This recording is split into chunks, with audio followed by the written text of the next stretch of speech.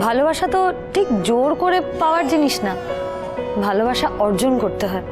যেভাবে তুমি তোমার স্টুডেন্টদের খুব শক্ত শক্ত পড়াগুলো সহজ সরলভাবে বুঝিয়ে দাও, ঠিক সেভাবেই মেঘনার মনটাকে তোমার সহজ সরল ভালোবাসা দিয়ে জিতে নিও।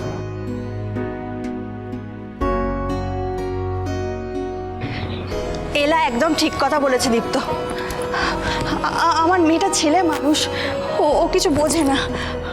আমার মেয়েটা না অনেকটা কাঁচা মাটির তালের মতো। ওকে ওকে তুমি নিজের হাতে গড়ে নিও বাবা। দীপ্তদা, সেই চেষ্টা না করেই তুমি যদি আজ বিয়ে ছেড়ে চলে যাও, তাহলে তো সারা জীবন মেঘনার দিকেই লোকজন আঙুল তুলবে, বাজে কথা বলবে। তুমি তখন নিজেকে ক্ষমা করতে পারবে তো? তুমিই পারবে বাবা, তুমি পারবে আমাদের এই অসম্মানটা মুছে দিতে।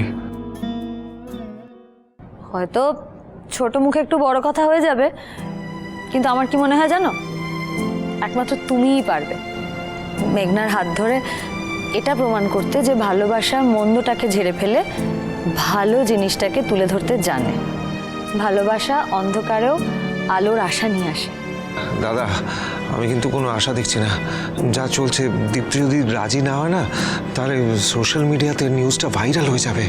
ছি ছি, সবাই বলবে যে আমরা আমাদের বাড়ির মেয়েকে শিক্ষা দিতে পারিনি। মা মরা মেয়ে তো তাই উচ্ছৃঙ্খলে গেছে। আর যাই বলো, সৎ মা কি আর কখনো আপন মা হয়? ছোট, কি বলছিস তুই?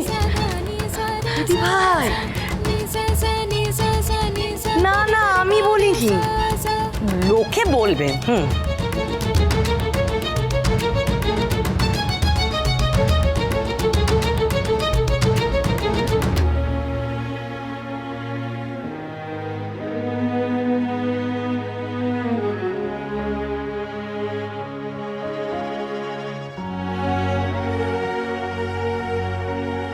মেঘনা, তুমি যদি আমাদের সম্পর্কটাকে একটা চান্স দিতে চাও,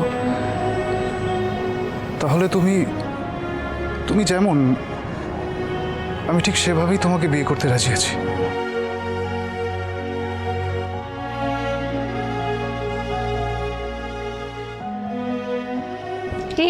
এইসব কি বলছিস দীপ্ত? একদম ঠিক বলছি জেঠি। আমি তো মেঘনাকে ভালোবেসেছিলাম, সত্যি ভালোবেসেছিলাম। তাহলে ওর ভালো মন্দ সবটাকে অ্যাকসেপ্ট করেই তো আমি বিয়ে করতে রাজি হয়েছিলাম। তাহলে এখন ছেড়ে চলে যাওয়ার কথা আসছে কেন? আর তাছাড়া আমাকে একজন বলেছে যে ভালোবাসা মন্দটাকে ঢেকে ভালোটাকে মনে রাখতে শেখায়। আমি বিশ্বাস করি তার কথা। ছোট মুখে বড় কথা হয়ে যাবে স্যার।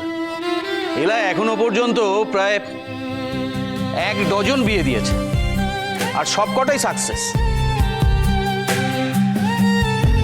কি আজকাল জোর করে বিয়ে দেওয়াটাও একটা প্রফেশন হয়েছে নাকি? প্যাশন। আপনি দেখবেন এই বিয়েটা মেঘনার জীবনের বেস্ট ডিসিশন। এটা ম্যাচ মেকার এলার প্রমিস।